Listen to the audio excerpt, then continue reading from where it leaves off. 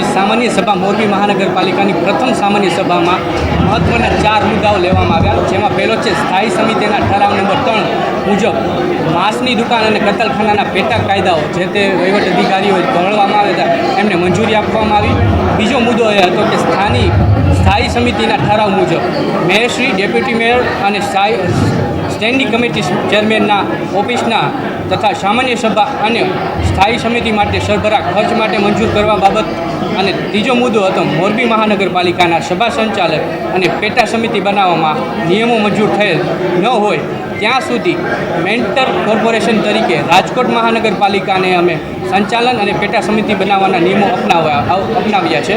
અને ચોથો મુદ્દો એ હતો અમારો કે શહેરી વિકાસ અને શહેરી ગૃહ નિર્માણ વિભાગ ગાંધીનગરના પત્ર તારીખ 8/6/2026 અન્વયે કોર્પોરેટરશ્રીઓને માનદ વેતન નક્કી કરવામાં આવે, જે આજના મહત્ત્વના 4 મુદ્દાઓ સભામાં લેવામાં આવ્યા. અત્યારે હાલ કોઈ સમિતિ નથી. આવનારા દિવસોમાં જે બીજી અમારી સામાન્ય સભા બોલાશે એમાં અમે સમિતિના રચના કરવામાં આવશે.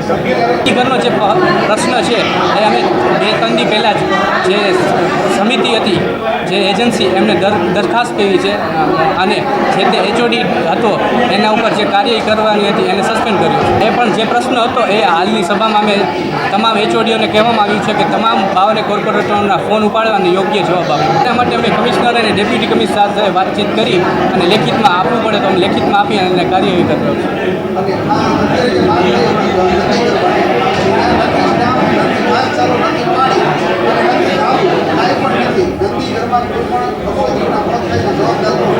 હાલ ત્યાં સ્ટાફમાં શું છે સંદીપભાઈ?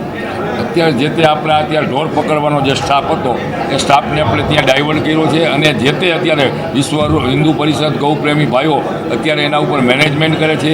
અને છેલ્લા 3 દિવસથી જ્યારે આપણે આ એજન્સીને જે બરખાસ્ત કરી છે ને અમારા એચઓડીને જે સસ્પેન્ડ કર્યા પછી એ લોકો સતત મોનિટરિંગ કરે છે અને પર દિવસે 1 ટ્રક ઘાસ, લીલું ઘાસ આવે છે અને પાણીની વ્યવસ્થા માટે 1 ટેન્કરની સતત એ લોકો સેવા લે છે.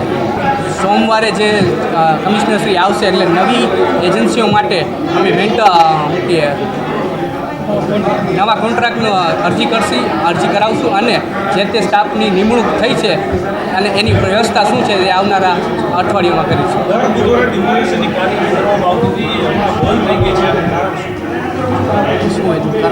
એમાં તો જે તે વખતે આપણા જૂના કમિશનર સાહેબ દર વીક 1 સેશનનું દબાણ માટેનું એમનું જે આયોજન હતું એ અમારા નવા કમિશનર આવ્યા છે.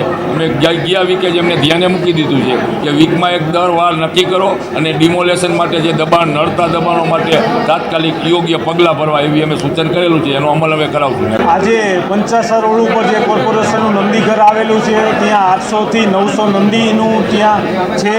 ત્યાં પૂરતી વ્યવસ્થા છે નહીં. એક શેડની અંદર 800થી 900 નંદીનો ત્યાં રાખવામાં આવે છે. નીચે તરિયામાં જોઈ તો કાળી માટી છે, કાળી માટી ન ચાલે અને પાણીના અવેડા 3 જ અવેડા છે. 3 અવેડાથી થાય નહીં અને 3 અવેડા છે એ કાયમી એની સફાઈ થતી નથી.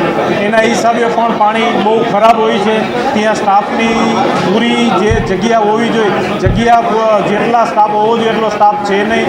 સ્ટાફની ભરતી કરે અને એની બાજુમાં જ નંદીઘરની બાજુમાં જ કોર્પોરેશને જે ગેરેજ બનાવેલું છે, ગેરેજને જરૂર નથી. ગેરેજ માટે શેડ બનાવ્યો, ત્યાં પાકો ધાબો કર્યો છે, ત્યાં જરૂર નહોતી. વાહન પલરે તો એ કાંઈ માંદા નથી પડવાના.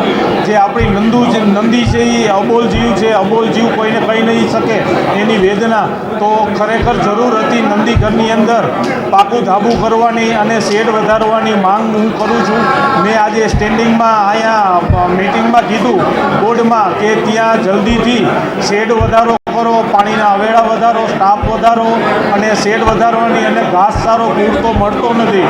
ઘાસચારો પૂરતો મળે એવી મેં રજૂઆત કરેલ છે આજના બોર્ડમાં. અત્યારે પત્રકારના માધ્યમથી આમ બધા વોર્ડના થાય છે, પણ જે કંઈ પ્રશ્ન હતા કે મોરબીનો આજે મોરબીની પ્રજાને 52 કોર્પોરેટરો ઉપર એક આશા છે કે ભાઈ આપણા મોરબીના સારા કામ થાય. તો મોરબીનો આઇકોનિક રોડ જે 20 મીટરનો બનતો હતો એ વિસ્તારમાં ધ્યાનમાં આવીને અમે નીચે આવ્યા તો બધા 52 કોર્પોરેટરને એક આવો બધે લેટર આવ્યો.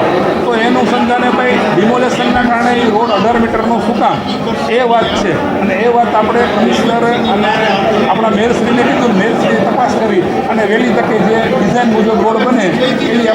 ખાતરી આપેલી છે. મારા વોર્ડમાં મારો વોર્ડ નંબર 10 એટલે અત્યારે તમામ વાડી વિસ્તારમાં અત્યારે જીયુડીસીની લાઈન પાણીને નાખીને ખોદેલા છે.